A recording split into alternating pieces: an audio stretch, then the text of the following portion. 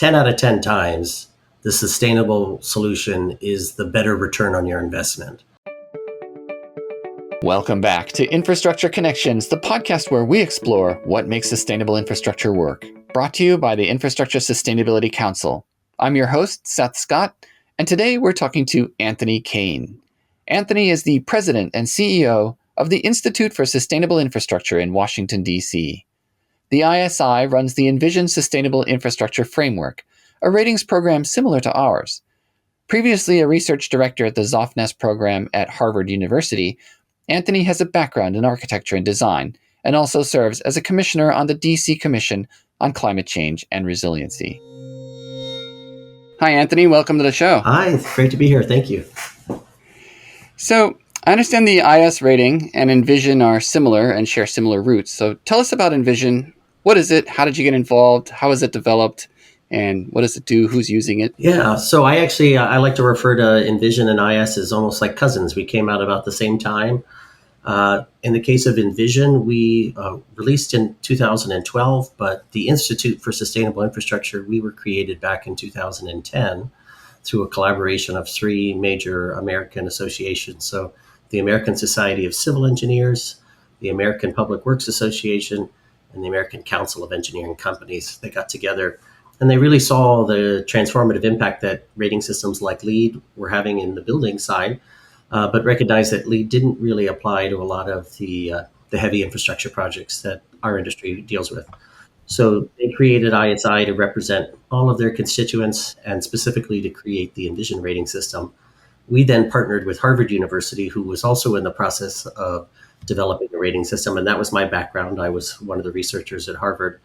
And we decided to join forces and released Envision in 2012. And you started in design and architecture. What brought you into infrastructure and infrastructure ratings in particular? Oh, yeah. Well, it was interesting. I was originally a technology person on the design side. But back then, sustainability often didn't have its own discipline. So sustainability and technology, we got lumped together. And I really became sort of a passionate convert after that. And then after graduating, I worked in various research roles. And that brought me even further into sustainability and working with Envision. So what do you see as the value or superpower of ratings programs like Envision? Yeah, well, I think it's probably very similar to what you all experience with IS, which is while it is a rating system and you do get a rating and an award, I almost consider that kind of a secondary benefit. The real benefit is in the process improvements. I know with IS, it's about asking those important questions and starting the dialogue. I 100% agree with that. I'll often talk about Envision as a universal way of measuring things. And we know, you can't manage what you can't measure. So we need to have a consistent way of measuring sustainability in infrastructure. Tools like IS and Envision can do that. And that allows us to have just much more evolved conversations, much more interesting discussions, debates. It allows us to learn and to take lessons from one project and apply them to another, rather than reinventing the wheel every time we go out and try to do a new project. Roughly how many projects do you have currently under the rating? So completed verification, we have about 200. There's about another 150 that are in the pipeline. And these projects are spread mostly across the U.S. and Canada? Yeah, that's definitely where we started. So my best guess, I kind of say maybe 75% US, 10% Canada, 10% Italy, and then 5% in other countries.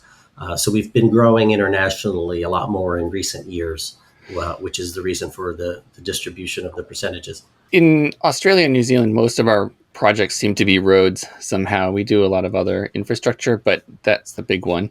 I understand that in the US and Canada, a lot of the roads have already been built, so there's not a lot of new roads going in. It's mostly resurfacing. Without roads, what are the major infrastructure projects that the Envision rating is rating currently?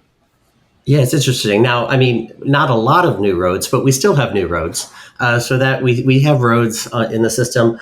I would say the numbers have shifted a little bit, but roughly 40% of the Envision projects are water, 40% are transportation, 10% are energy, and then 10% are miscellaneous other, including environmental projects. So on the water side, we have clean water, wastewater, and stormwater flood management projects across all three categories. We have, water treatment as well as water distribution.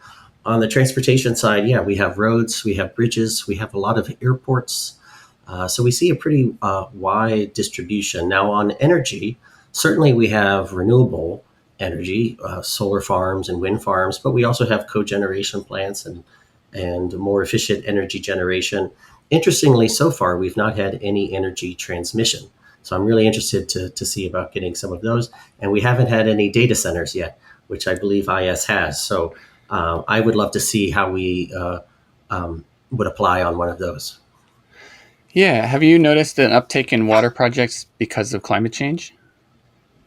Well, actually, water was our first adopter of Envision. And I think maybe because of that, like you said, in the water sector, sustainability is already really ingrained into what they do. So maybe they don't always think about it as sustainability, but when you talk to, water professionals about environmental, social, and economic impacts, they're like, yes, obviously. So I think it was an easy threshold in the early days with water. And what we've really seen is in more recent years, transportation increasing. Like I mentioned, we've seen airports become a really quick growth sector, and then now more and more energy projects as well. What are some of the more esoteric projects that you've done? Well, you never would have guessed it, but the very first project was a fish hatchery in Alaska. And if you had said, "What's the first project going to be?" Right, that would not have been my first guess, but it was a really amazing project. Couldn't have asked for a better one. And this is the nature of it is obviously recreational fishing in Alaska is a big part of the tourism industry, and people go, but they deplete the population. So they have fish hatcheries that produce fish, and they put in the rivers so that people can fish and maintain the fish populations in a sustainable way. So it was a really exciting project, and that one was all about water recycling and energy efficiency. We also have a aquaponics farm in Hawaii that used the tool. Sadly, I didn't get to go to the awards ceremony for that one. I was going to say, I imagine you have to visit that project all the time. So we have a few that are maybe a little bit outside the box. And really, many projects have some element of them that is kind of new and creative and innovative. It's one of the exciting things about sustainability is that we're trying to do things differently. So even if it's a project that you might think of as being very conventional, there's usually something in there that they're doing that's a little bit new. And maybe it's not physical, maybe it's on the governance side or the funding side. But I do enjoy all the variety of projects that we see. And I understand currently you also have projects around the world, Colombia, Guatemala, China, even Ethiopia. How do you navigate adapting the tool to those regions that may not have the same resources, may not have some of the same products and tools as the US and Canada? What we've seen is because Envision, probably like IS, because it has to be sort of universal to all different types of infrastructure across, at least in the North America, across all the US and Canada and different climates and different political geographies, it has to be fairly high level and performance driven rather than prescriptive. So we don't get into the nuts and bolts of which materials you have to choose or which technology you have to use. And I think that does help in the international application because it allows a little bit more freedom and flexibility on the professional side to show how they are doing better and how they are achieving the goals. But there's pros and cons to everything, right? So the more general you are, the less specific. It puts a little bit more responsibility on those going through the system to then provide that. I think sometimes people would like to just be told what we want them to do and then do it, right? Yeah. Well, one of the things we hear, especially here in New Zealand, is that sustainability tools seem to them to be country specific. I think especially around the social issues. So with your international projects for Envision, what makes sustainability work across those different regions and cultures? The approach that Envision takes is often to say that the value of the infrastructure has to be a marriage with the wishes and the desires of the community that it's serving. So there's a lot in Envision about understanding the community, understanding their needs and their history, and providing solutions that address those. So I think that's maybe where the flexibility is greater for international application, because yes, while we may have different cultures and different ways of doing things, we're all still human beings. And as long as we're applying that same approach of trying to understand the community and what they want and serving them in the most sustainable way, it can Envision can flex. Yeah, definitely. I mean, speaking of which, you have a project in Ethiopia, a community daycare project, and I checked that out and I saw that it is very much built to the local standards with more traditional methods of construction as well. Can you talk about that project a little bit and how that fits in with Envision? Yeah, and I really love that project. This is the early education, early childhood education Ethiopia nonprofit that is building this school, and it's a good highlight of how we're constantly learning ourselves. So right off the bat, initially, this would not be a project that we would consider for Envision when we say it's a school, because we don't do buildings, we don't do internal spaces. But in this case, when we talk to the project team, they're really more like external pavilions, open air spaces for the teaching, and it's a campus really. So it is a little bit more like infrastructure than buildings, maybe a little bit in the gray area. And just like you said, they're using all of these local materials, traditional building techniques. They're serving these young children who were previously sort of being taught in something that we would maybe describe as a shed, and now they're going to have this new campus. They're going to use solar panels and renewable energy. There's no air conditioning. It's rain capture and water. So it really checks all of the boxes that we would say of like, wow, what a sustainable project. What a project that serves the community and helps. But what they found was when they applied a tool like Envision that says, okay, now look at the environmental studies and the climate assessments and this study and that study. They said, well, we don't have that. And they really struggled to meet the requirements. And so we had to go back and talk to ourselves and say, okay, our system, which is supposed to rate sustainable projects, is not working for this project that is clearly sustainable to anyone. So what are we going to do about that? And it inspired us to create our what's called our TAP program, the Technical Assistance Program. So rather than creating a different version of the tool that would have lower standards, instead what we've done is we've worked with universities and have them teach them and train them on Envision and pair the universities with these projects in either small communities or economically stressed communities, and have the universities help the projects with things like documentation, studies, climate assessments, and things. It's great experience for the students. It helps kind of the smaller communities see, what we're talking about and why it might be beneficial to have these types of documents and resources. And I'm really excited about it. And on ISI side, there's no cost involved. We do it all for free as part of our mission as a nonprofit. So it also is something that gets us excited, in the morning as well to help out with these types of projects. That's really great. It must be really interesting to see that kind of older technology at the same time that you're working on projects that have the most up-to-date, brand new technology as well. How have you seen that Yeah, kind of work over time, working in infrastructure? What have you seen? How have you seen it change, or how have you seen the focuses change over the years? yeah, it's been really interesting. So I've been doing this about, 15 years now. And one thing that was interesting, so the first version of Envision that was released, we never said embodied carbon. Because at that time, embodied carbon, at least in the US and stuff, energy efficiency was something that was a little bit easier to talk about. And okay, efficiency in the energy of materials. We've seen that just completely change. And now, every conference, embodied carbon, what are we doing about it and everything, and just see the progress on that. Another one has been the concept of resilience. Now, we always had resilience, and people knew about resilience, but just to see how much it's changed and how much it's become core to the thinking and what we're doing as an industry has been really impressive.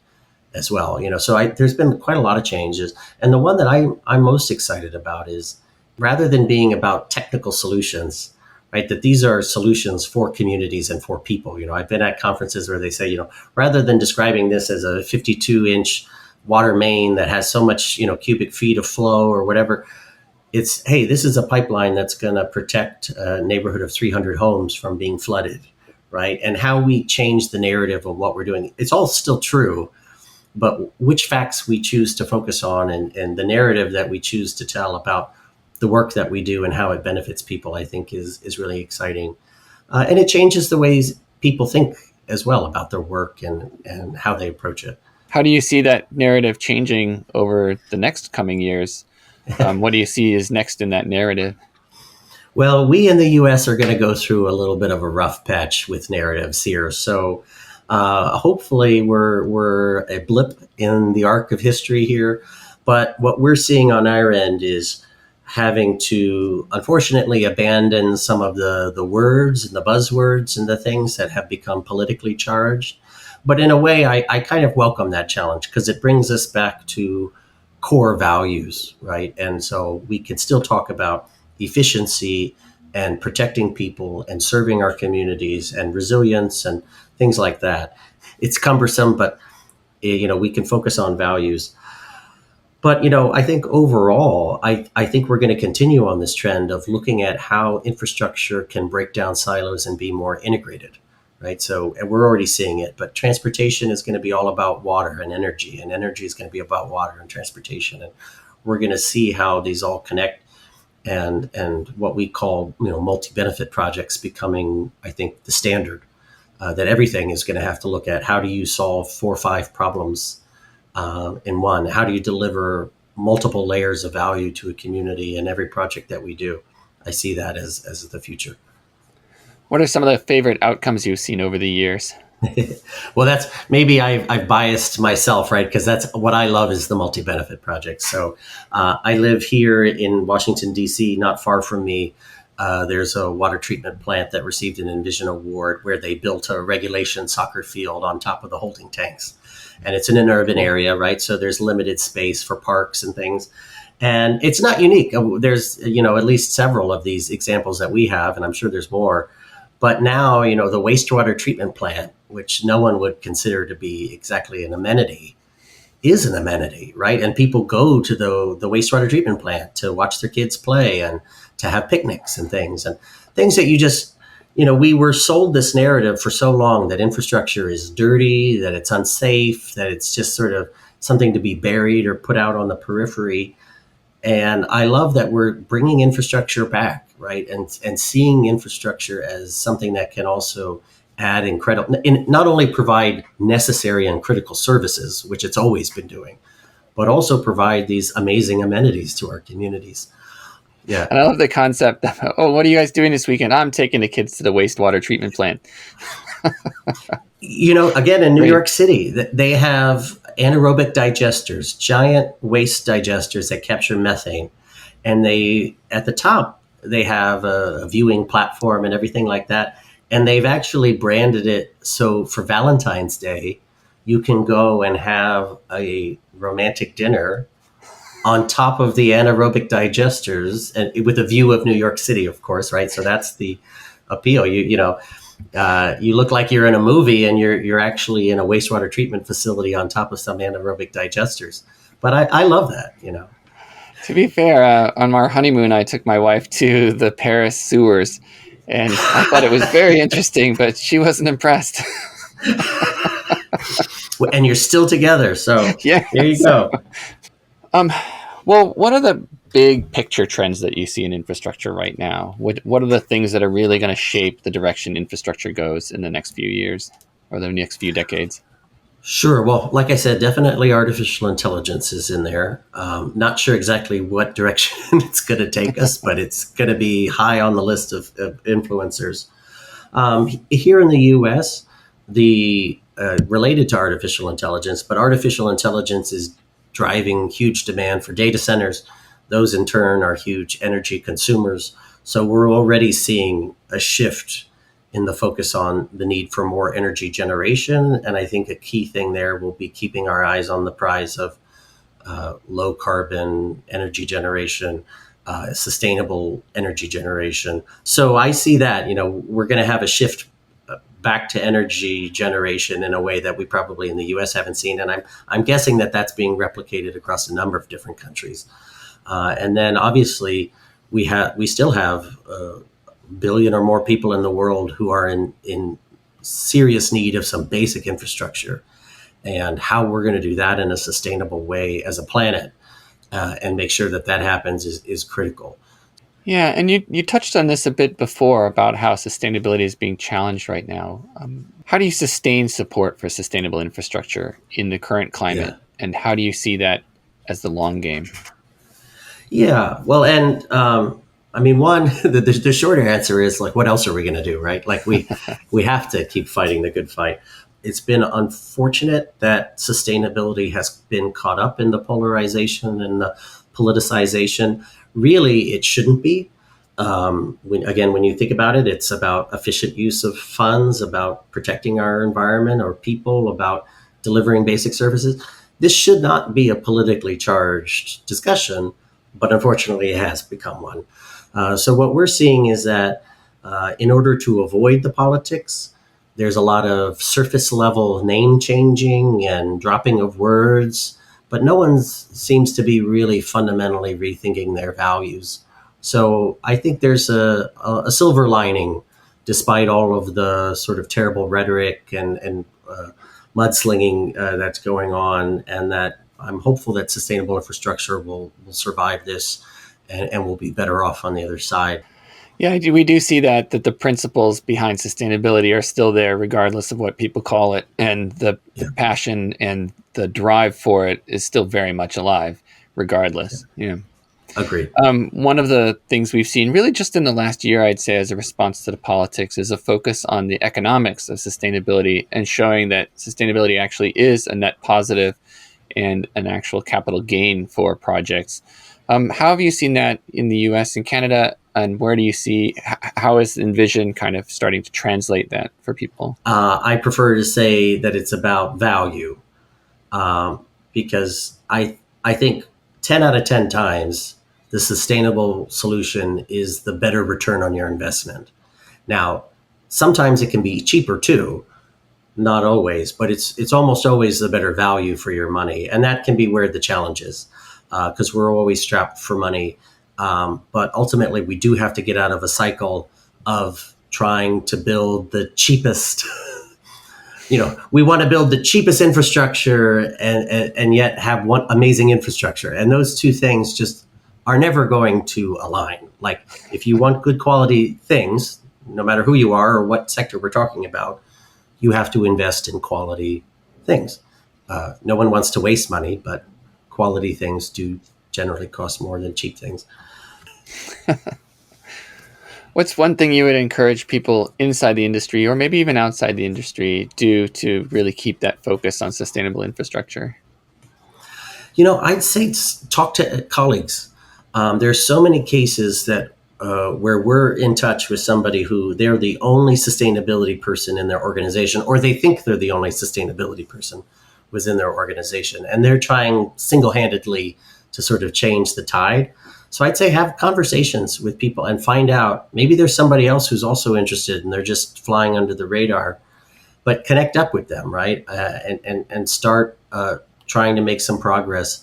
You can start small. And in fact, most of the big sustainable organizations that I know, when I talk to them about how they got started, almost always it's something pretty small. And so there's kind of a two-pronged approach, right? You kind of need somebody at the senior level to give you some leeway and some sign off. So you need like a champion at the C-suite or somewhere around there. But then you need people in the middle who are just have the energy and the interest to talk and get people together. So depending on who you are, you might be, half of that kind of magical equation that then transforms an organization or a company to become more sustainable. Absolutely. It doesn't matter what department they work in. People are interested in sustainability now. It's good to build that team throughout the company, throughout the organization. Yeah. Absolutely, and not only is it, it's almost necessary. I would say we have organizations that they put their finance department through the Envision training, so that when the project budgets come through, they understand why. Right? They have maintenance people who come so that they understand why are they being asked to do these things. Why is this important? Bring them in as part of the conversation. Right? Sustainability is all about inclusivity, about all of us working together. Not just saying, oh, you need to do this because of this or that, and so bring them in, make them part of the fold, and grow the cause that way. Great. Well, thank you so much, Anthony. It's been great having you on the show. Thank you. It's a pleasure. Thank you for listening to Infrastructure Connections. Please take a moment to follow us wherever you get your podcasts, and we want your feedback. Leave a comment down below to let us know your thoughts, or drop us a line at the Infrastructure Sustainability Council. Stay tuned for the next episode of Infrastructure Connections.